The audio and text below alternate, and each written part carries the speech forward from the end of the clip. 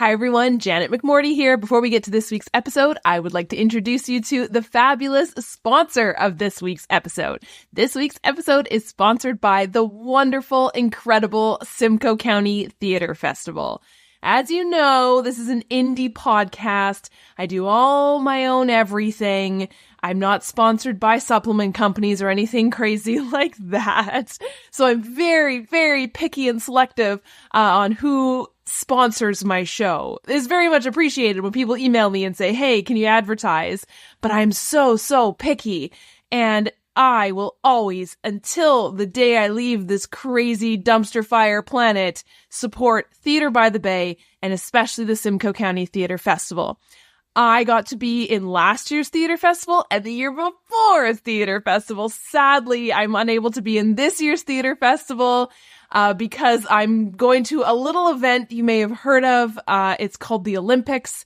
But I am very, very excited that the Simcoe County Theater Festival reached out and said, would you still consider, showcasing our wonderful festival on your podcast? I said, abso-freaking-lutely until the day I die. All right, here we go. Experience the 3rd annual Simcoe County Theater Festival in downtown Barrie, powered by the amazing Theater by the Bay. I love you people. I love you humans. This year's festival features 7 new shows by local Simcoe County artists. We've got a play for every taste, including a children's opera, a contemporary jazz dance piece, comedies, dramas, and so much more. Running July 10th to the 21st at the 5 Points Theater in Barrie. Join us for the Festival of the Summer and get tickets at theaterbybthebay.com. I'll put a link in the show notes below.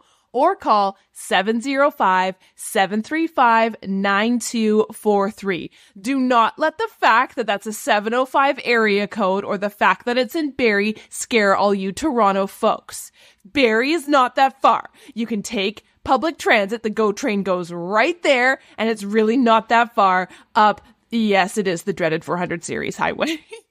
But this festival is incredible. I am going to be there supporting this whole endeavor, and I hope to see and hear you all out supporting local theater, supporting indie theater, because we need to keep creators creating, and the only way we can do that in this capitalism society is by going to support their shows and buying tickets and supporting their shows. Rant over.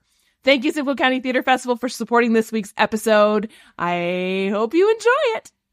Hi, everyone. Welcome to another episode of Second Act Actors. I'm your host, Dr. Janet McMordie, and I'm still a medical doctor simultaneously trying to pursue a career in acting. My guest this week is Jon Duque. Jon is a business owner turned actor, but he is honestly so much more than that. I always ask my guests, what would you like the title of your podcast to be? Because it's usually name blank turned actor, but honestly, it's my podcast. You can do whatever you want. You can say whatever you want as your title. And when he was like, okay, why don't we use business owner turned actor?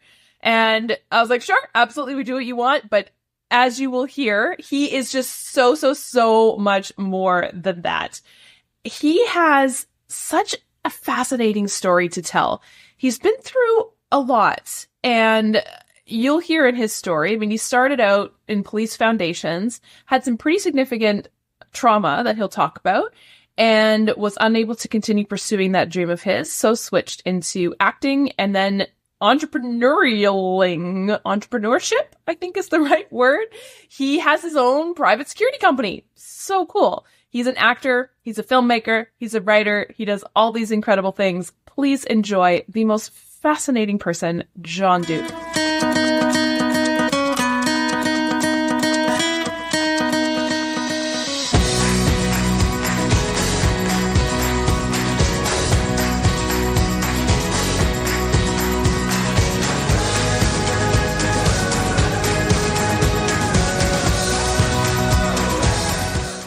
So tell me your story. How did you get into this entertainment industry? So I have a very unusual story with regards to everything, because everything kind of correlates and comes together as one with regards to my acting story, the feature film, my entrepreneurship.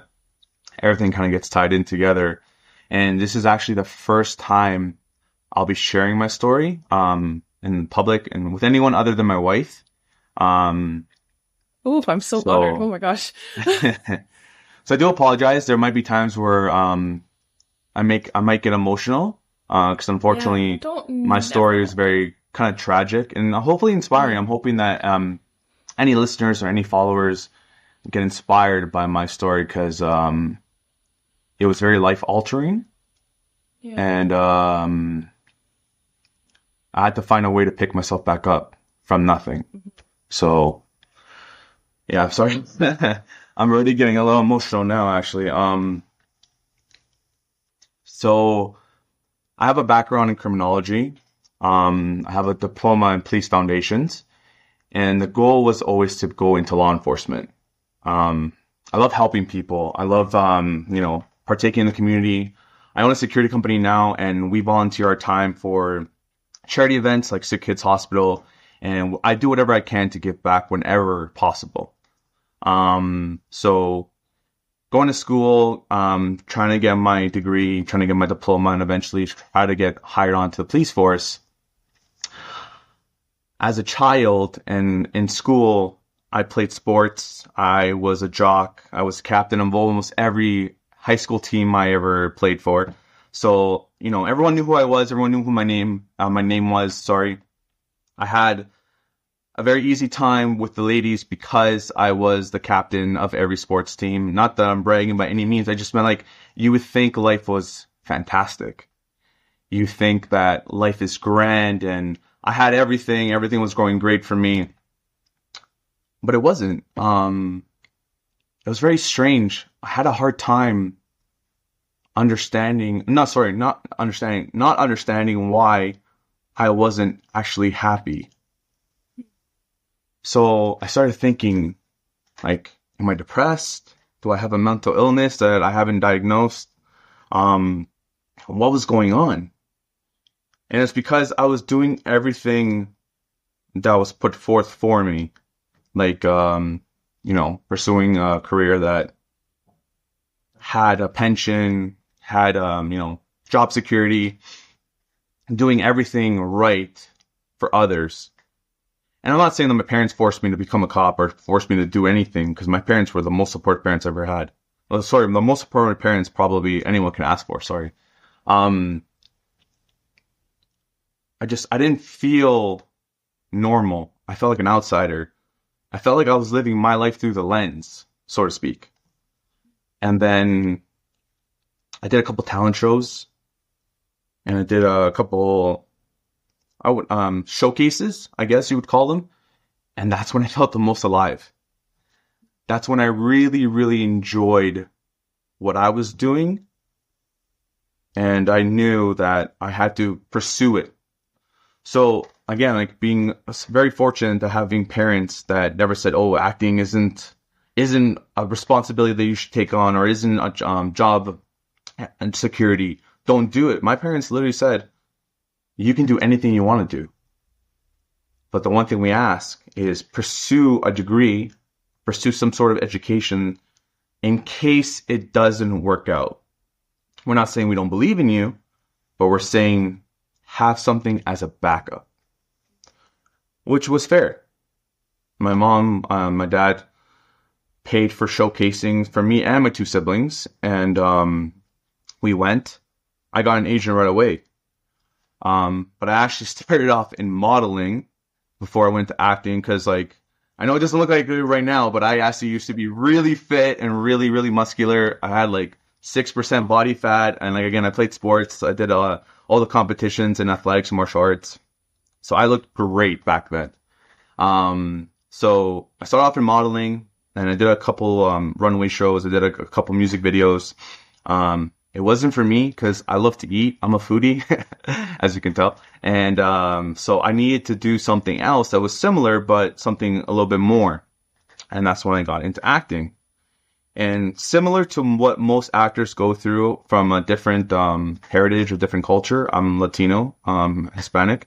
I was getting typecasted a lot as the drug dealer, the abusive boyfriend, the gangbanger, all the things I was not. But again, it's acting. You put your best foot forward and hope for the best. But I was never getting the opportunity for the leading man. I was never getting the opportunity to, be more than just a supportive principal role. So, one of my favorite role models in the film and television world was Sylvester Stallone. Because his story and what he tried to do with Rocky and what he did with Rocky and then started basically a legacy was probably very inspiring to me, because if you really, really, truly want something, you can't just wait for the opportunity to knock on your door. Go out and get it. So fast forward to being 18, 19 years old, not getting lead room parts, not getting, only getting the supporting roles, booking the commercials that required you to say something in Spanish or anything like that, which was fine. It still was work, and I was still like so happy doing those things. It's just, it wasn't the stepping stone I was looking for. So I had a reoccurring dream 2 weeks in a row while I was playing the perspective as the leading character in this dream. And my girlfriend, who's now my wife, basically said, I told her about the dream. And she goes, it sounds like a film. Like, are you like replaying a film in your head? I'm like, I don't know. So I literally Googled anything and everything related to this concept that was playing in my head while I was dreaming. And nothing was popping up. Nothing came forward saying like, this is a film or this is a TV series or something that I've watched. So she was like, why don't you write it down before you forget it? Because like, this sounds incredible. So then I contacted a few people and I actually went to Pinewood Studios. Somehow I got a meeting. I don't know how it happened. Actually, I do remember how it happened. My friend introduced me to a writer there. And he said, yeah, come to my doors and we can have a chit chat. So I showed him literally a lined piece of paper that had just scribble on it and gave it to him and didn't know what to expect. Again, like being 19 years old, you're naive. You don't think things through properly in a professional manner. And he goes, this is very interesting. Did you come up with this yourself? I was like, yeah. And then he goes, listen, I'm extremely busy because he's actually he's one of the leading writers for Shorzy, and before that he was the leading writer. Or what was the show before Shorzy? Oh my goodness. Letterkenny? Letterkenny, yes. Thank you so much. Yeah. So he's one of the leading writers for Letterkenny and Shorzy, and then he ended up becoming a producer for them. And he goes, listen, I'm working on a concept right now, and I believe it was trying to produce the YouTube series. Or something else he was working on at the time. And he said, like, listen, like, try to take some writing classes or try to learn how to write a script, just a generalization of like something. And then I will see what I can do to kind of polish it. So I literally did everything. I took classes. I watched YouTube videos. I read the whole entire manual on Final Draft just to learn how to write a script. Unfortunately, again, being 19 and being a little bit lazy at the time, I wanted it to go faster. I didn't want to put on the extra man hours to get this thing done by myself. So I got other people involved to assist me. It ended up going into a legal dispute over the rights. I can't go into too much detail over it because my lawyers advised me not to. It lasted a lot longer than it should have. It cost me way too much money to get the ownership of my creative ideas. And so this is where the big part of my life-altering story comes into play, is during the time of the legal dispute.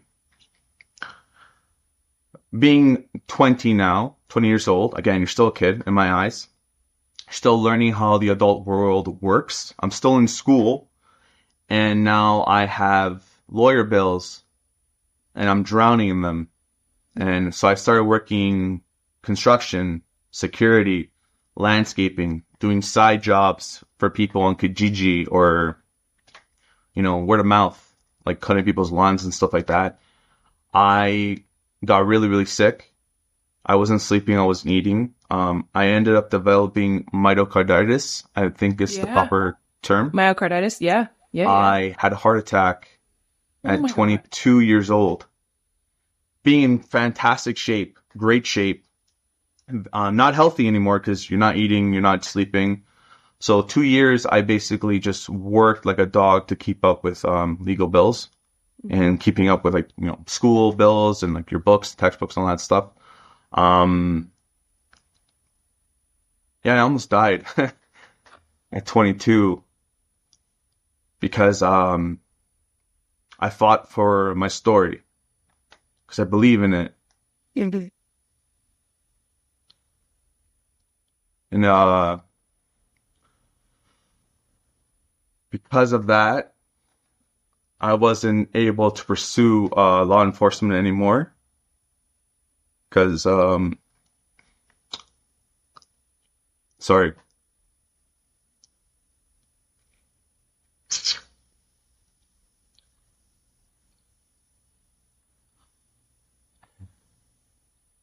I even practiced this part in the mirror a few times to make sure this didn't happen.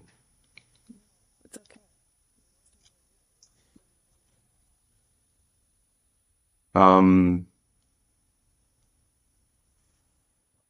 So yeah, I tell everybody that I chose not to be a cop anymore. But that's not what happened. I was told it would never happen because I had a health problem on my health chart, and they examined that.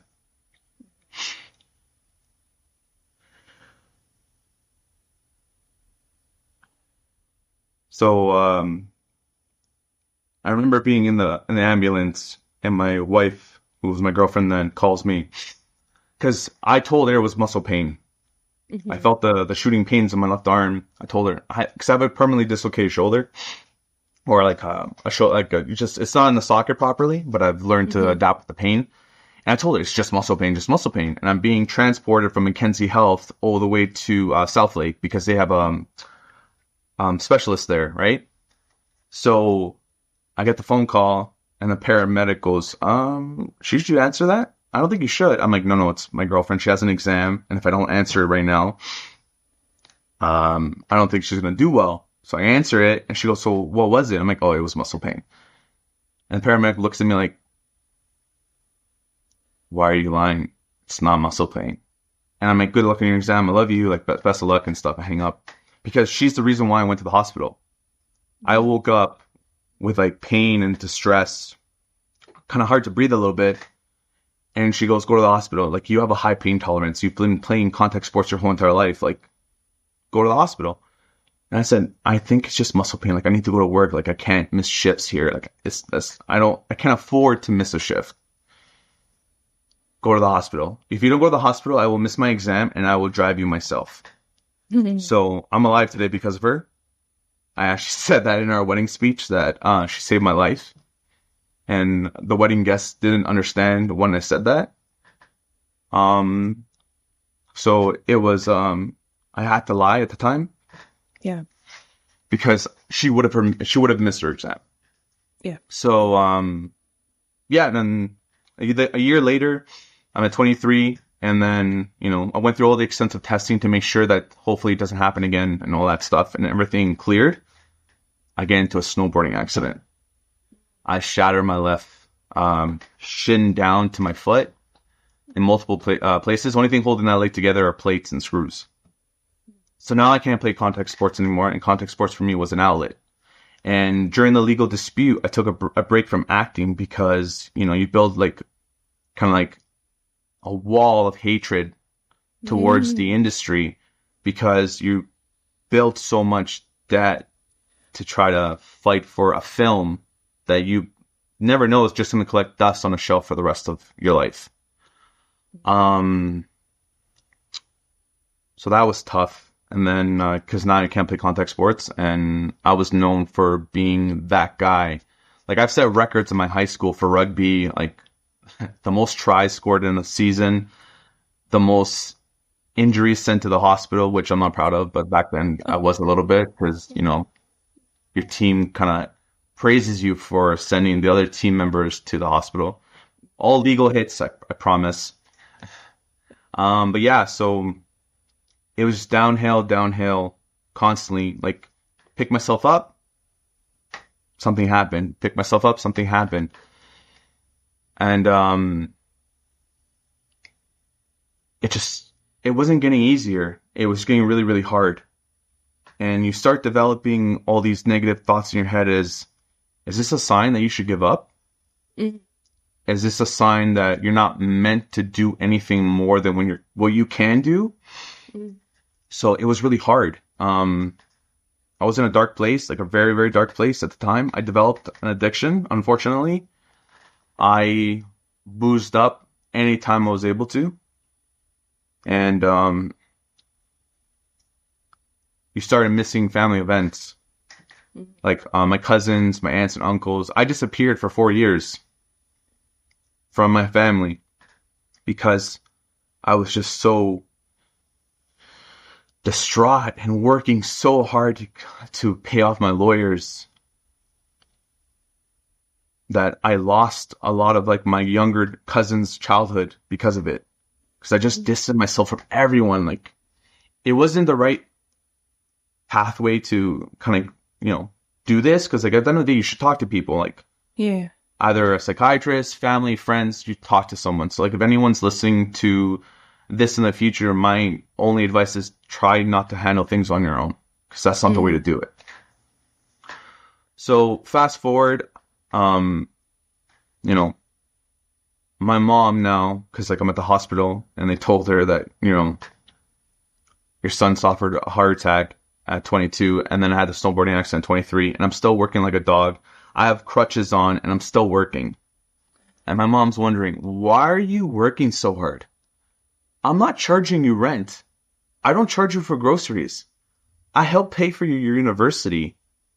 Why are you killing yourself? So my mom pulled one of the casting stereotypes, thought I was doing drugs. She goes, are you involved, like, with drugs? With gang members? I'm like, no, Mom, I'm not doing any of that. Then why are you killing yourself? What are you doing? You were in the hospital not even like 8 months ago because you had a heart attack. Why are you working so hard? And I couldn't tell my mom, I couldn't break her heart saying, oh, I got myself in a legal dispute chasing after my dream. My mom probably would have understood and thinking about it now. But again, when you're like 20, 21, around that age, 22, you don't believe that people will understand what you're going through. So my mom basically just asked, how much debt do you have? At this point, I've already paid a good portion of my legal fees, but not the whole thing. I said, it's a lot, Ma. Why do you have so much debt? I'm like, it's nothing illegal. I promise you that, but I do have debt. How much is it? And I told her how much it was.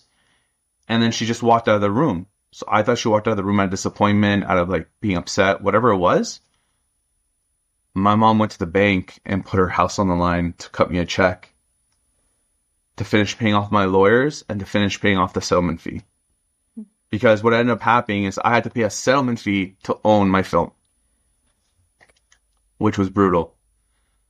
But she wrote it and she goes, I don't want to know what this is for. I'm giving you the amount that you told me. This is it. You're done.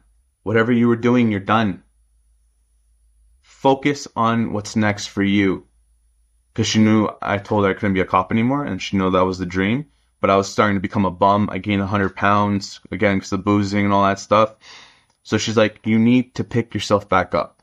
You need to do something to change whatever you're doing right now, because it's not working for us. Your family, your siblings, it's not working. Yeah. Do something.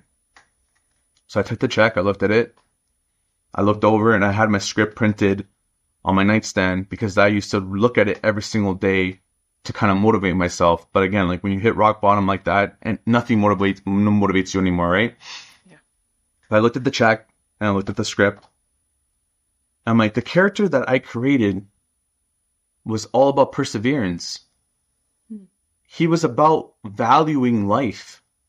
Like the story that I wrote is like with my wife, it's like very tragic and very inspiring. So why wasn't I living up to the story and the message? Why wasn't I following the message that I created? So I looked at it. I read it over again. I wrote edits. It's like the drive and the fire came back. I just started typing and like editing because like it wasn't great, but it wasn't bad. Got the check, gave it to my lawyers, paid the settlement fee. Now I own the script 100% again. Went to LA twice. Again, being really young and foolish. Got screwed over. Ended up paying money And someone actually wanted it, which was fantastic to hear, but they wanted to completely change it. They liked the concept, so they wanted to buy the kind of like the concept and the rights to rewrite it. And I said no, but that would have, got me at square again and even.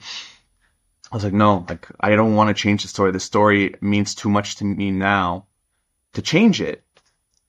Then we came, twice in LA and came back here. And then I started emailing everyone, trying to find a way to get someone to open that door for me just so they could read it.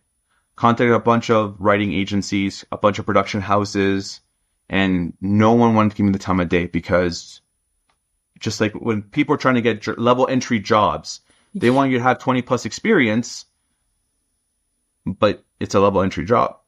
So like writing agencies and production houses, we don't take unsolicited work from writers. Yeah. It's like, how did, big time writers become big time writers if they weren't given that first opportunity? Right? So I spoke to a few people like, you need to sell your soul in order to do this. Like, what does that mean? You're going to give your story to a professional writer, have them put their name on it, and you can get a small credit. So that way at least you have a credit now. I'm like, but that doesn't make any sense. I wrote the thing. Why am I going to give a known writer the script for? He goes, because that's how it works in film and television. So that was hard to hear, but I didn't give up. I contacted Maximum Effort and Ryan Reynolds' team. I contacted $7 Productions and Dwayne Johnson's team. I've contacted Wayfair Studios because apparently they like to talk to new writers. I literally called everyone under the stars and the moon, every production house in Vancouver, Toronto, LA, and nothing was working. So then I found a small production house that specializes in special effects. They're called Frontier Productions. And they say, listen, we're working on getting to produce full features, but right now we produce like small short films and small concepts, this and that. Would you like to come on board and become an in-house writer for us?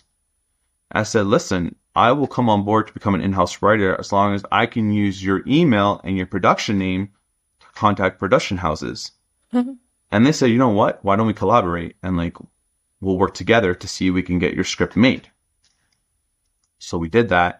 Again, I reached out every single production company again, but now I'm not just Jon Duque, a no-name writer. I'm Jon Duque, a sales agent of Frontier Productions. And we finally got a few production houses to call us back.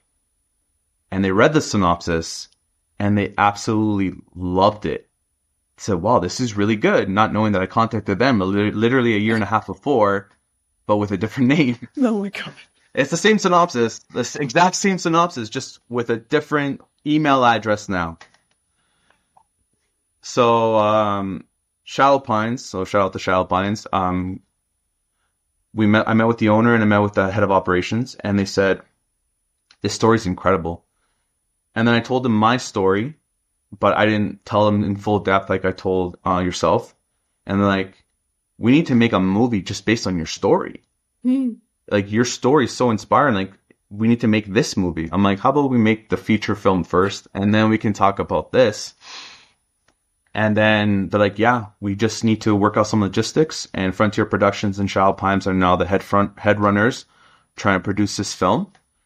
And we basically got some investors involved now, but we have a 6 million Canadian budget film. And we need additional funding because we haven't made the full 6 million. So we're hoping to contact Maximum Effort again, all these other people to see if we can get some involvement from them. As Ryan Reynolds is very like pushing about like Canadian content, Canadian writers, Canadian talent. So we're hoping to be able to get a hold of his people again. And then we have some sales agents in the Cayman Islands, in Colombia, also looking to get some foreign investments to see if we can make this film happen. Because, again, as much as now we have production studio names involved, being a no-name writer kind of scares people with money to actually take the risk and take the chance. At the same time, like, I always use this comment. Sylvester Stallone didn't know he was going to be Sylvester Stallone when he approached Lionsgate with Rocky. They gave him the opportunity, and now he's Sylvester Stallone. Right? So I'm not saying I'm going to be Sylvester Stallone, but I'm saying that I know I have a good product. I have a good script. The story behind it is probably going to resonate with anyone who watches it, because everyone at some point in their life face some sort of struggle, obstacle, or downfall. And they need to find a way to pick themselves back up, because perseverance is how we get through every single day. And so we're finally making some positive strides with the feature film. And, finally, hopefully get that happy ending to a really sad start. Oh my gosh. First one, thank you for telling me your story. It is incredible. And I agree with the production house, right? Like, that needs to be, told, because it's the story that we all, there's so many things about the human experience that we all share, right? Mm-hmm. We don't experience the same things specifically, but there's so much in there that I think so many people would resonate and sympathize and empathize with about the human experience. And just, the world needs more stories like yours, where there is optimism and perseverance, the two of them together. But also, I think what's so wonderful is how much hard work you had to do, but it also has paid off. Yeah. Right? And I think it's frustrating because, oh my God, we could wax poetic about gatekeepers in the industry, and this industry just being so bizarre because there's no way in, right? Unless you sell your soul, which there's a lot of industries have that, but nothing as significant as this one. But I'm kind of rambling here because I'm so overwhelmed by your story, but I think there's so much good in what you just told me, and so much literal hell that you went through. Something that really struck me about your story is the idea of, because you've been through a lot of very similar things to some other people that I've talked to, as well as myself. And it's the idea of a big life-altering change that happened at quite a young age. It's like the loss of not just career aspiration, the loss of athletic aspiration as well, too, which I think a lot of people don't really, think of as equal. But when I've talked to a lot of former pro athletes, it's a very similar thing I'm hearing in your story, that you were forced to retire really young before anyone else in your peer group has had to, quote, retire, and retire for tragic reasons. Not just like, here's the gold watch, thank you for your 50 years of service at the Canada Post, right? Which is what most people think of when they think of retirement. You were forced into it. And there was a massive change in a time in your life when you're meant to be an idiot. You're meant to be enjoying life and being stupid in your 20s. And you were forced, it was impossible for you to do that. Mm-hmm. Is that, am I correct in that? Or is that, I'm just kind of making an assumption. Did you go through kind of that grieving process? I know you mentioned a lot of the dark times, but is that something that you felt?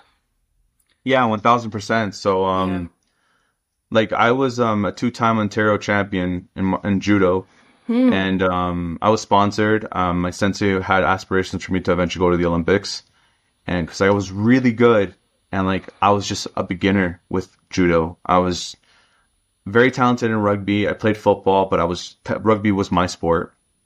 So when basically being told, hey, listen, you can't play contact sports anymore. And again, that was an outlet for me, because I mentioned before, when I was younger, I just felt like something was missing for me.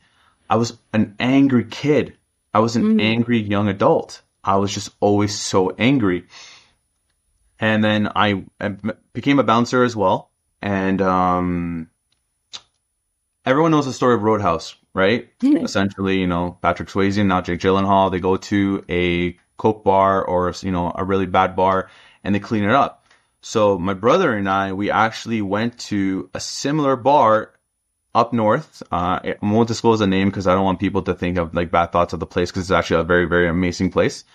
We went over there and we were told how bad it was, and we thought people were exaggerating, but it was actually horrible. Mm-hmm. And my brother and I, unfortunately, had got our fists very dirty every single night until we were able to clean it up and make it a family restaurant again. We ended up getting a reputation called the Toronto Boys that worked up north.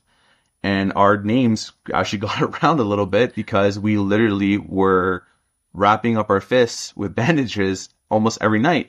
And I used my martial arts and my athleticism in order to be able to do that and become a really, really strong bouncer. And again, we never, did something out of the limitations or did something that wasn't warranted. We always let them touch us first. We always explain to them, hey guys, listen, you can't be doing these illegal activities on the property. Please step out and do it outside, somewhere else, blah, blah, blah. And then, someone takes a swing at you for no reason. You're trying to communicate and trying to de-escalate the situation and walk them out before tossing them out. And it is what it is what it was. But eventually, that bouncing led to me, the experience that I had in bouncing and security, because I started working security at 18 years old, like I mentioned, because I was able to work overnights to balance out the construction job during the days. And then landscaping between construction and security, and landscaping on the weekends. I ended up becoming a bodyguard for a lot of high net worth clients, a few politicians, and then celebrities. If you actually Googled Toronto TIFF, you see me everywhere because I was actually a bodyguard for a lot of A-listers. And I remember there was one year in particular, I was bodyguarding for Matthew McConaughey. An absolute gem. He is one of the nicest guys in real life. Like, he is literally one of the nicest people I ever met. And I remember I was walking him the red carpet for one of his films. And somehow someone broke through the barrier. And that was like technically the premise guards, like the perimeter guards. And somehow they got around them. And they put a camera in his face. I grabbed the guy by the t-shirt and threw him against the SUV. And I was like, oh my God, everyone has their phone out. That doesn't really look great on me. But technically, he was about, who knows if he was going to assault him or something like that. You never know. Yeah. Sometimes he could have been impersonating a paparazzi just to get close to him. Like, again, who knows, right? I ended up asking the gentleman, are you okay? I'm sorry I had to do that, but you're not allowed to be outside the barrier. And again, I explained to him what he did wrong. He goes, listen, I'm sorry. Like, I'll go back. I'm like, are you okay? He goes, I'm fine. Like, I get you did your job. And even the cops came over, like, listen, you did your job, bro. Like, you don't worry about it. Like, we're here. We wrote a statement. Like, he also agreed that you did nothing wrong. So you're fine. I wasn't even worried about that. I was just worried about, like, was Matthew McConaughey and his wife okay at the time? Yeah. We get into the SUV and he goes, because I was sitting in the front next to the driver. Hey, buddy, you okay? I'm like, why are you asking me if I'm okay? Like, are you okay? Just like a really, really nice guy. And then we get into the green room, and then, everything starts happening, and we get to the Q&A, and I walk him over to the stage, and he, walks out and starts answering people's questions, and I'm just standing there like, this is where I'm meant to be, but not behind the scenes. Like, I want to be up there answering people's questions about my film or about, like, a character that I created and, like, portrayed in acting.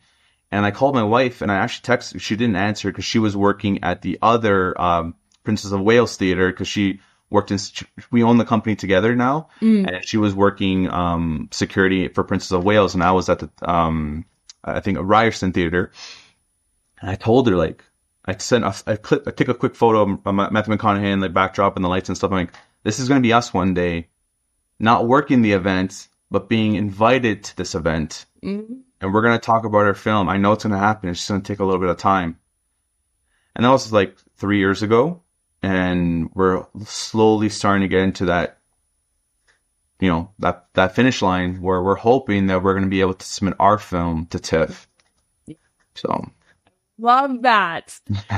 I would love to. So actually, before I ask my question about acting, something you just said there struck me, because you said, it's slowly starting. Where you had mentioned back when you first were trying to get this made, you were young and wanted everything to happen fast. Yeah. Tell me about that mindset shift. What has changed besides great wises and maturity as time marches on? So, mistakes. Honesty. Mistakes. So, for example, there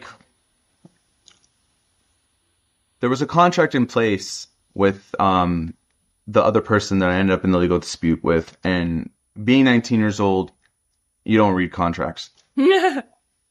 So I signed my rights away without realizing it because I didn't read the contract.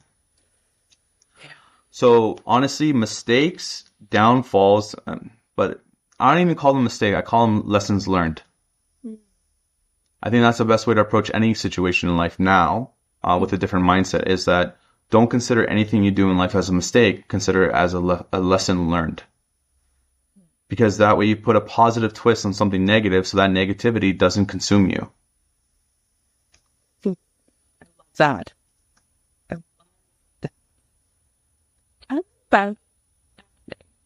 What is it that, I know you mentioned it's when you feel alive. Tell me more about that. So like I mentioned, when I was younger, I wasn't like really happy with myself, even though it kind of seemed from everyone's other perspective, I had everything, right? Like I had the respect of my peers. I had the respect of the coaches, the teachers. Everyone knew who I was.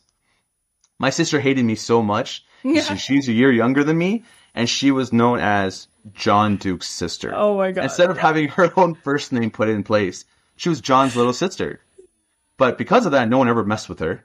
No one ever, but the thing is, no one ever asked her out either, because they knew that I could snap my finger and the rugby team would show up in an instant. Because that's how much, like, I wouldn't say power I had, but just how much respect I had. I can like call the wrestling team, because I was, again, co-captain of the wrestling team, captain of the rugby team, co-captain of the ultimate frisbee team, because I played ultimate frisbee, because that's how I met my wife at the time, because she played sports. Well, she played ultimate frisbee. It is a sport, I guess you could say. Like, I had to play it in order to meet her. So I had so much respect from everyone that no one asked my sister out. And then, I went to her semi-formal, I went to her prom. So like, my sister hated me because of that. But I had all those things, and it wasn't, I wouldn't say it wasn't enough, because I'm not trying to sound like greedy by any means. It just didn't seem adequate for me. Like, I don't even know if I'm putting it into the right words. I didn't feel like myself. I didn't feel like I belonged in that atmosphere, in that environment, or anything like that. But when I'm on set and like I was creating characters, or I was doing something like, learning scripts or learning monologues, I was someone else, and being someone else made me happy, because I wasn't able to be happy with who I was back then. So creating a character, being someone else, that was completion for me. I think that's really powerful. And I wonder if you had mentioned when contact sports was taken away from you, you don't have an outlet anymore. Is acting now that outlet, or is there more to it? Oh, wow. Yeah. It overcompensated, and it just brought me to where I need to be to basically control. I'm not an angry person anymore, but at the time, like, acting or being on set or like getting an audition, putting your best foot forward, that was what I needed to fix broken John. So acting saved my life. Writing that script saved my life. My wife and I, we create other stories. Like, we have 7 to 9 other films, a TV series. We want to write a kid's book. Like, we have all these creative things in place, but we just want to get that first one off the ground. But like, doing all these things, writing all these concepts, writing all these characters, creating these stories, creating these messages behind the stories is essentially what fixed me, I guess you could say. Do you find your career, and not just like monetary professional career in security, bouncing, bodyguard, but also your athletic endeavors, like your criminology, does that help you in any way with not just your acting, but the writing and creative process too? Oh, 1000%. Because like being a bodyguard for like A-listers, politicians, you've heard and seen everything. Things you probably should never hear. You sign NDAs, so like you can't disclose certain things. But fair. Like, it gives you like ideas, and it kind of gets like the creative mind and juices flowing. And like, for example, I've had knives pulled on me, weapons, broken needles, screwdrivers, anything you can think of, I've had it pulled on me, right? So you take those moments, and like there was time where I had to play a gangbanger, and I literally pulled a screwdriver out, and I'm like, this is how that guy acted towards me. Let me see if I can do it better. And like, so I take those experiences, I kind of put myself back into that experience. Like, for example, like I have an acting coach and who specializes in method acting.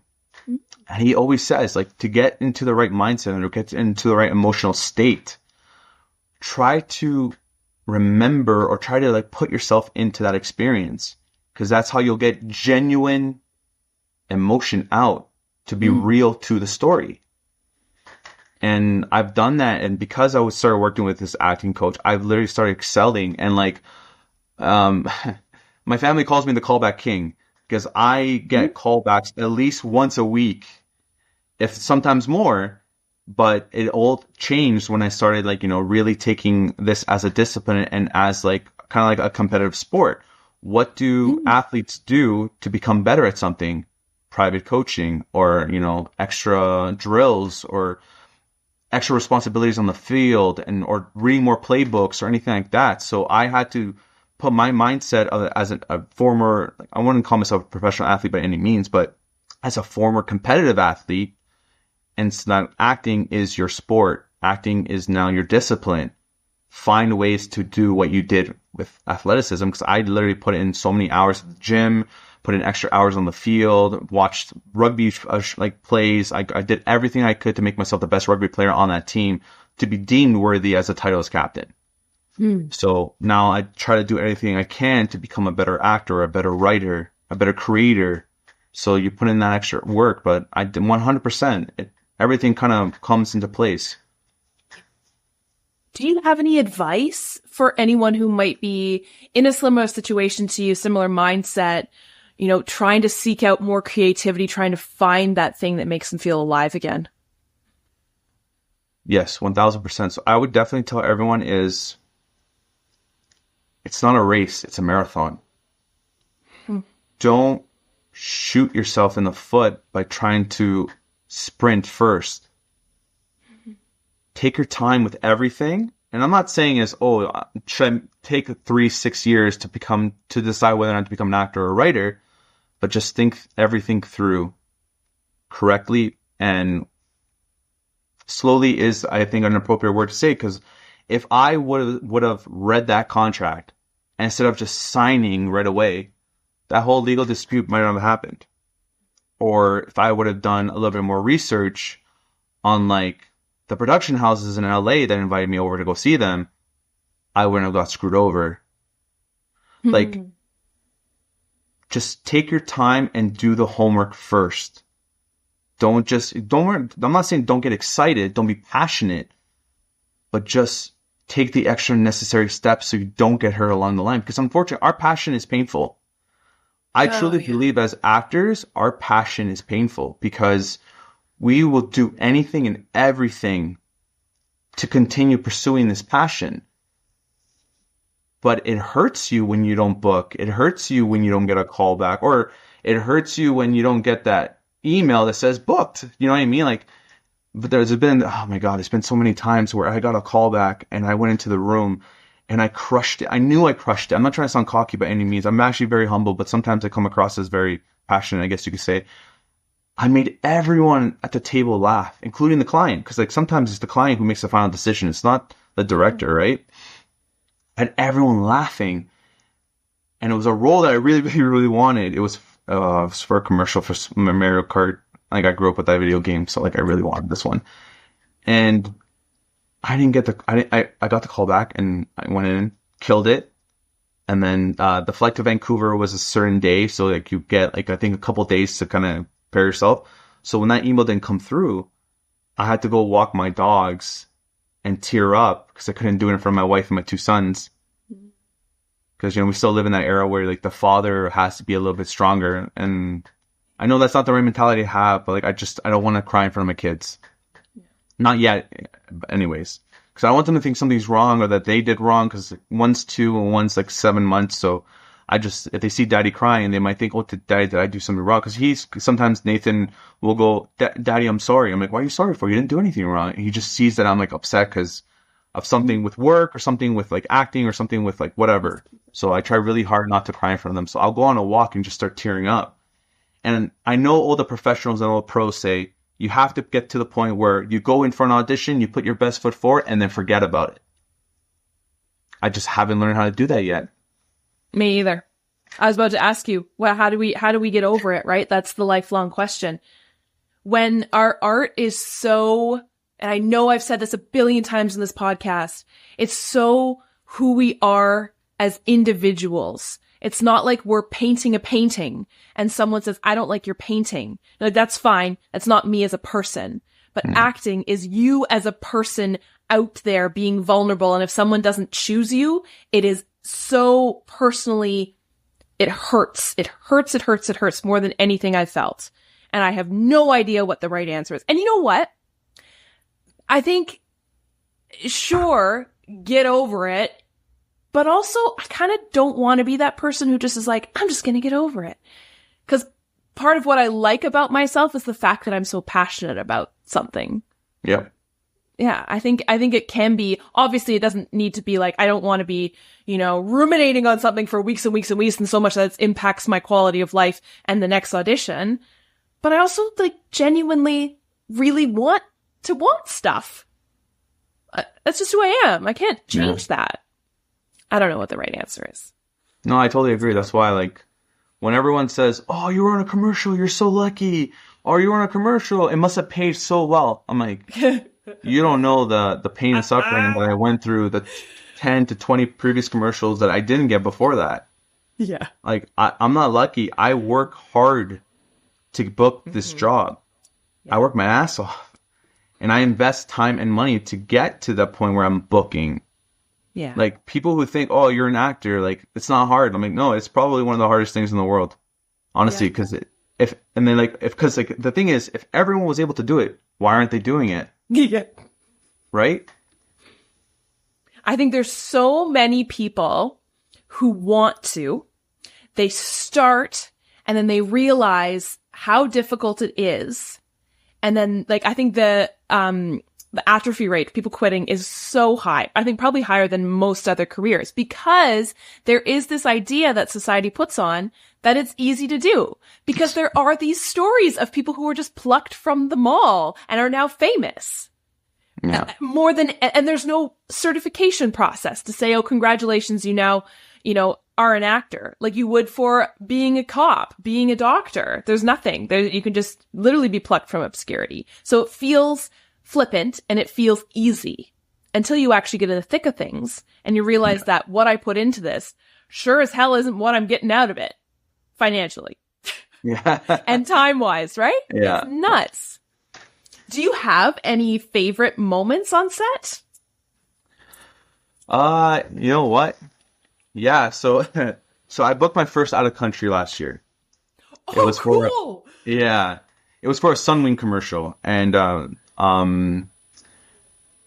so essentially my scene almost got cut out because there was a huge thunderstorm, and I was supposed to be on a zip line, and literally thunder struck maybe like 6 feet from the cast and crew, and like, yeah, we can't put Jon on a metal line during a thunderstorm and lightning storm. So maybe we should cut this scene. And I was like, no, like I came like from Canada to Dominican for this scene. Like I really wanted to do it just because of the experience itself, like it was a big client, a big commercial. And I really wanted just to say, I did it. So there was other group scenes that we had to do as a group, and the director and the talent coordinator saw how much effort I was putting into it. We had to do a dance number, and I worked my butt off to make sure I knew every single move really, really well. And I was even rehearsing in the hallway. A lot of the actors were like, we all like became a little family community, and like we all like worked really hard to make sure that dance number was perfect. So the next day, we're about to do the dance number, and they're like, oh, hold on, we can't do the dance number yet. We still have another scene to shoot. And we were all confused because we saw the storyboard of the day and the shooting on the shot list of what's going to be done. And the only thing on that was the dance number. And they're like, no, we got to do Jon's scene. I was like, what? My scene was supposed to be yesterday and we canceled it. Like, no. We brought a green screen, a blue screen. You're going to get hoist over the resort and we're going to shoot your zip line. I was like, oh my God, like that's amazing. But wait, I just had a big lunch. I'm like, what? No, I didn't know I was going to do this because like I didn't eat the day before because I knew I was going to be on a zip line. And then I was like, I just ate a lot of food thinking we're going to leave soon. So, we got onto the beach. I see the blue screen and everything. And then the talent coordinators are like, oh, Jon, you can't sweat. Your makeup's going to start running and this, and that. So they start holding umbrellas over me and a fan. And I'm walking through the resort on the beach. And then everyone from the resort, because we were at like a regular resort, people start flooding like a circle around us, taking out their phones, screaming, who is this? Who is that? Who is that? Oh my God. And then they're holding the umbrella over me so you can't really see my face too much. And then they start putting the harness on me. I have like a team of 6 people putting harnesses on me, a helmet and all this other stuff. And people are screaming out, oh my God, who is that? Who is that? And I literally yell out, I'm nobody. Don't worry. Don't waste your camera footage. But just like having everyone stick out their phones and go, oh my God, it just felt incredible. Like it just felt awesome to, I guess, feel validated. But if they knew who I was, they wouldn't take their cameras out. They lost the day at the pool for nothing. And my only scene was to scream like a very very scared screaming, like high pitch and all that stuff. Because that's the whole scene. This really, really big guy screaming on a zip line because it's supposed to be funny. And I did that a couple times and that was it. But that was my scene. But, like, I was proud of that scene because like I did it really well. And I had a huge audience to do it for, which I thought was pretty cool. That's a great story. That's amazing. That's one of those ones that you will tell around the campfire until you're 900 years old. Like, it's just one of those ones. That is the party trick. Like, it's so good. I have the best visual image in my head of all of this playing out. It's just wonderful. That needs to be in your film. In your movie about your life. Yeah, no, that'd be a fantastic add-on to for the docu-series and whatnot. So good. Do you have anything you are looking forward to this year? I know you kind of alluded to some major stuff, but I'd love to. So we just need to basically finalize some additional funding for the film. Like I mentioned, it's a $6 million Canadian dollar budget, and then a 3.5 American budget. We have sales agents now working to get money from either like foreign investors, from local investors. So we have a lot of people who have been basically coming together to try to make this film happen. Because as you read the synopsis and I give them a brief overview of the story and how we're getting to this point, they're all, wow, like we need to make this film happen. Like, how do we get involved? Like, we want to be part of your team, because they also know like this is going to be a longevity process with regards to the first one, then having the second, third, fourth, fifth concept made. Because like, honestly, my wife and I, like I mentioned, we have a vault of different concepts and different stories. The first one, it's called Letting Go. As you can tell by the title, it's about like, letting go of everything that holds you back. That's not even our best one, but we think it's going to be our most inspiring one to kind of get our names off the ground, getting Frontier Productions' name off the ground. Shadow Pines already has a name, so but they also believe in the story and believe in us, which is just incredible. So we're really hoping to be able to start pre-production as soon as possible once we get that final remaining additional funding in place. That's awesome. I've become a bit of a wooey person as I gain great wisdom and maturity in this life. And I wasn't when I was young and in my 20s. I was very like analytical and science-based, and I didn't believe in karma or fate or any of those weird things. But I totally do now. And maybe this is like a completely pretentious douchebaggy thing to say, but like, do you think any of this would have happened if you didn't go through the shit storm that you had to, excuse my language, when you were in your 20s? No. Like, do you think you'd even be here now? No. Like, and the film, maybe it wouldn't have been as good as what it was meant to be if it was made then, because it was meant to be made now. 1000%. I truly believe that everything happens for a reason. Mm-hmm. And what is the thing that people struggle with most in their lives. It's time.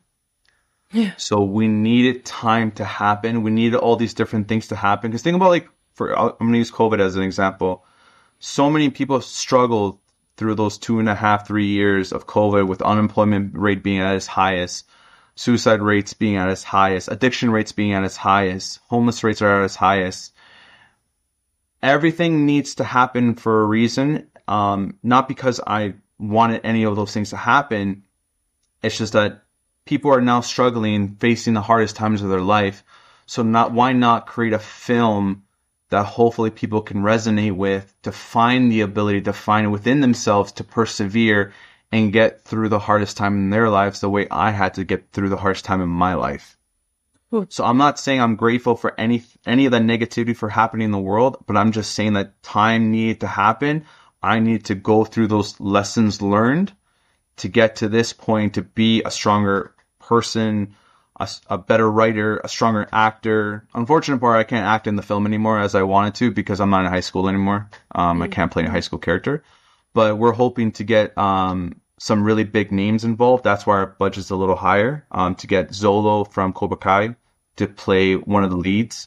We're hoping to get Justin Baldoni to direct this, because it's such a tragic, inspirational story, and he did a fantastic job with 5 Feet Apart and Clouds. And then our lead actor, we're hoping, because again, like, the whole point of me creating this film was for me to get my breakout role. And unfortunately, I'm not going to be able to have that moment with this film, but we're hoping to give some sort of Canadian talent the opportunity to play the lead through a national casting. Oh my That's God. the goal, because I wasn't, unfortunately, I wasn't able to play the lead because the time was not there for me. But why not give someone else who's facing similar struggles or similar, like,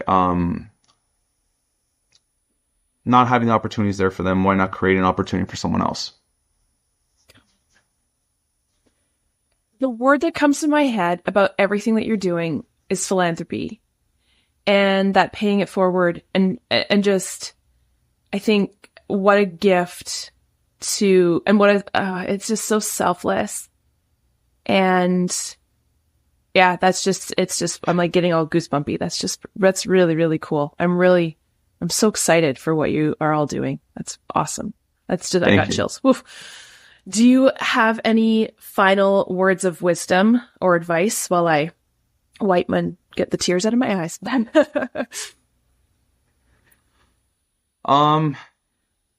The one thing I've learned throughout this whole entire process is understanding that there's two sides to the word dreamer. Some people try to paint the word dreamer as a negative content, because, like, we heard dreamer being thrown at us, myself and my wife. Oh, you're a dreamer. This is never going to happen. Oh, stop dreaming. 1 in a million get this opportunity. Stop. You're not going to have this dream come true. And then there's the other positive side to dreamer. If you really dream to make this happen for yourself, like I dreamt this concept, and I dreamed to one day live in the opportunities that I put forth, find a positive side to every negative word thrown at you. Mm-hmm. So I found a positive side to the word dreamer, as opposed to always hearing the negative side of the word dreamer being thrown at me. Mm-hmm. So surround yourself with positive, like-minded individuals.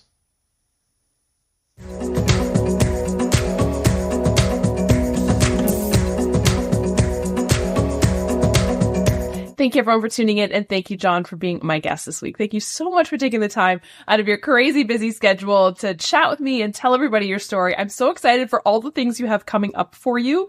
I'm just so thrilled. I mean, the sorry Police Foundation's world, sorry policing, but I'm so glad we in the entertainment industry got you. I think you are such a joy. Thank you, everyone, for tuning in, and I hope you'll tune in next week for another episode of Second Act Actors. Bye.